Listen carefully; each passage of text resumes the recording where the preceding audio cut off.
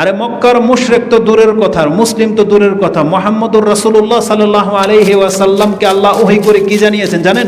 যে আয়াতটা আমি শুরুতেই করে বক্তব্যের শুরুতে বলেছি, সূরা আজ-জুমার 39 নম্বর সূরার 65 নম্বর আয়াতে আল্লাহ সুবহানাহু ওয়া তাআলা কি বলেছেন মুহাম্মদ সাল্লাল্লাহু আলাইহি সাল্লামকে? ওয়ালাকাদ উহিয়া ইলাইক, হে নবী আমি আপনার প্রতি ওহী করলাম। ওয়ালাকাদ উহিয়া ইলাইকা ওয়া ইলাল্লাযিনা মিন ক্বাবলিক লাইন আশরাকতা লা ইয়াহবাতান্না আমালুকা ওয়া লা তাকুনান্না মিনাল খাসিরিন। হে নবী যদি আপনিও শিরিক করেন, এটা আপনাকে ওহী করে জানানো হচ্ছে, শুধু আপনাকে নয়, আপনার পূর্বের যত নবী রাসূল পৃথিবীতে এসেছে প্রত্যেককে আমি এই ওহী করে জানিয়েছি, দেখো আমার সাথে শিরিক করবা না। আমার সাথে যদি শিরিক করো তাহলে তোমার সমস্ত আমল বরবাদ হয়ে যাবে, তাকুনান্না মিনাল খাসিরিন, তুমি ক্ষতিগ্রস্তদের একজন হয়ে যাবে। আল্লাহ কাকে বলেছেন কথাটা? সরাসরি মুহাম্মদ সাল্লাল্লাহু আলাইহি ওয়াসাল্লামকে, সরাসরি। ওয়ালাকাদ উহিয়া ইলাইকা, তোমার প্রতি ওহী করা হচ্ছে এটা।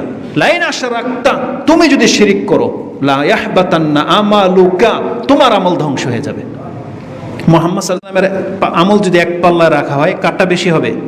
মুহাম্মদ সাল্লাল্লাহু আলাইহি ওয়াসাল্লামেরটা বেশি হবে। এটা কি ঠেলার জোরে বললাম নাকি এটাই হক? কিসের ভিত্তিতে? কারণ মুহাম্মদ সাল্লাল্লাহু আলাইহি ওয়াসাল্লাম যে আমলগুলো করতেছেন তার চেয়েও বেশি আমল যদি আপনি করেন, তারপর মুহাম্মদ সাল্লাল্লাহু আলাইহি ওয়াসাল্লামের আমলের পাল্লা ভারী হবে। কেন জানেন? কারণ এই পৃথিবীতে যেই কোনো মুসলিম আমরা যেই কোনো ইবাদত করি না কেন, তার এক অংশ নেকি মুহাম্মদ সাল্লাল্লাহু আলাইহি ওয়াসাল্লামের আমল নামায় অলরেডি জমা হয়ে যায়। কারণ ইসলামের নীতি হলো, কেউ যদি কাউকে ভালো রাস্তা দেখায়, তাহলে ওই ভালো রাস্তায় আসা ব্যক্তি যে আমল করবে তার নেকি সে পাবে, আল্লাহর পক্ষ থেকে আপনাকে অতিরিক্ত আরও নেকি দেওয়া হবে।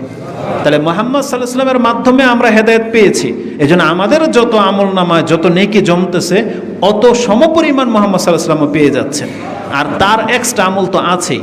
তাহলে সেই নবীকে আল্লাহ বলতেছেন যদি আপনিও শিরিক করেন তাহলে আপনার সমস্ত আমল বরবাদ হয়ে যাবে।